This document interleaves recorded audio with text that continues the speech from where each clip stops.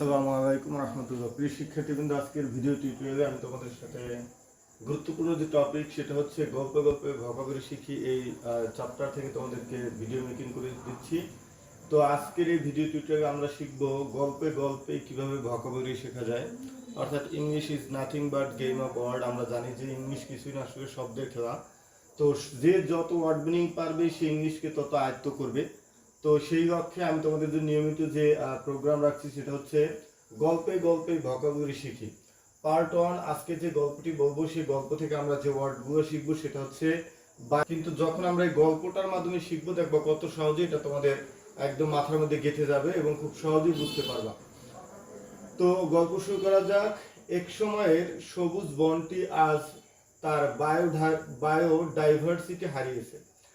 এক সময়ের সবুজ বনটি আজ তার বায়োডাইভার্সিটি হারিয়েছে। তো প্রিয় শিক্ষার্থী, এখন দেখি বায়োডাইভার্সিটি অর্থটা কি। বায়োডাইভার্সিটি অর্থ হচ্ছে জীব বৈচিত্র্য। আমি ইন্ডিকেট করে দিচ্ছি, এটা অর্থ জীব বৈচিত্র্য। জীব বৈচিত্র্য। তো দেখো এখন মিলে যায়, এক সময়ের সবুজ বনটি আজ তার জীব বৈচিত্র্য হারিয়েছে। এরপর দেখো শিল্প বজ্রের কারণে বনের মাটি, এখানে ডাবল হয়েছে, আমরা একটা মুছে দিই। বনের মাটি মারাত্মকভাবে কন্টামিনেটেড হয়ে পড়েছে। শিল্প বজ্রের কারণে বনের মাটি মারাত্মকভাবে কন্টামিনেটেড হয়ে পড়েছে। এখন আমরা কন্টামিনেটেড অর্থটা দেখব। কন্টামিনেট অর্থ হচ্ছে দূষিত।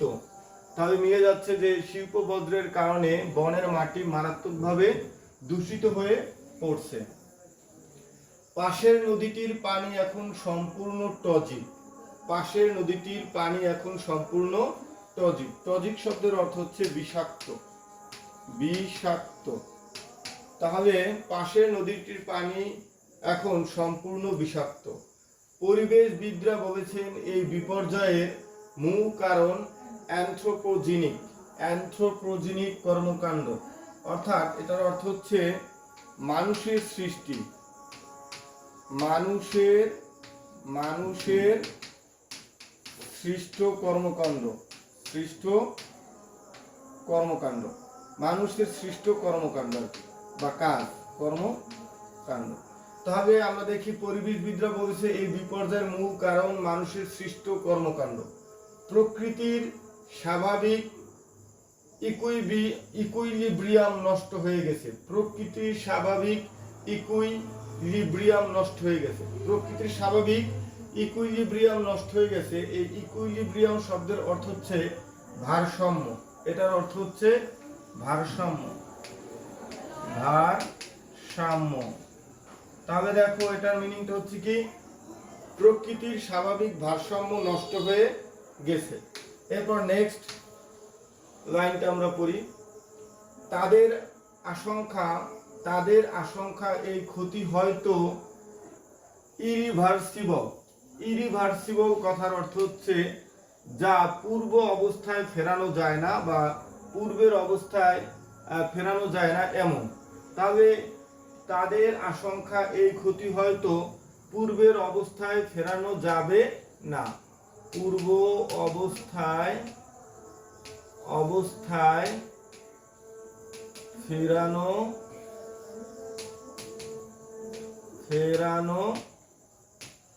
যায় না এমন। তাহলে ইরিভার্সিবল অর্থ পূর্ব অবস্থায় ফেরানো যায় না এমন। তাহলে তাদের আশঙ্কা এই ক্ষতি হয়তো পূর্বের অবস্থায় ফেরানো যাবে না।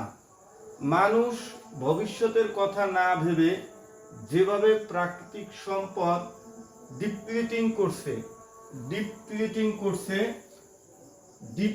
অর্থ কি? ডিপ্লিটিং অর্থ নিঃশেষ করা অথবা শেষ করা, এরকম নিশ্চিহ্ন করা। এরকম যেভাবে প্রাকৃতিক সম্পদ নিঃশেষ করছে, এতে বনের অ্যাম্বিয়েন্ট বাতাসও, অ্যাম্বিয়েন্ট কথার অর্থ হচ্ছে চারপাশের বা পারিপার্শ্বিক পারিপার্শ্বিক পারিপার্শ্বিক তাহলে অর্থ আসে এতে বনের পারিপার্শ্বিক বা চারপাশের বাতাসও এখন দূষিত, ফলে বনের অনেক প্রজাতি ভালনারেবল আছে। ভালনারেবল শব্দের অর্থ হচ্ছে ক্ষতির বা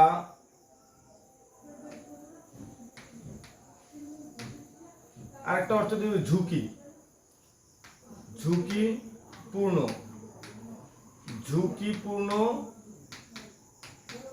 অবস্থা। ভালনারেবল অর্থ ঝুঁকিপূর্ণ বা খারাপ এরকম। তাহলে হচ্ছে বনের অনেক প্রজাতি ঝুঁকিপূর্ণ অবস্থায় আছে। তো প্রিয় শিক্ষার্থী, গল্পটি তোমাদের কেমন লাগলো কমেন্ট করে জানাবা। আর কে কোথা থেকে আমাদের ভিডিওগুলো দেখছো অবশ্যই তোমাদের জেলার নামগুলো লিখে কমেন্ট করবা।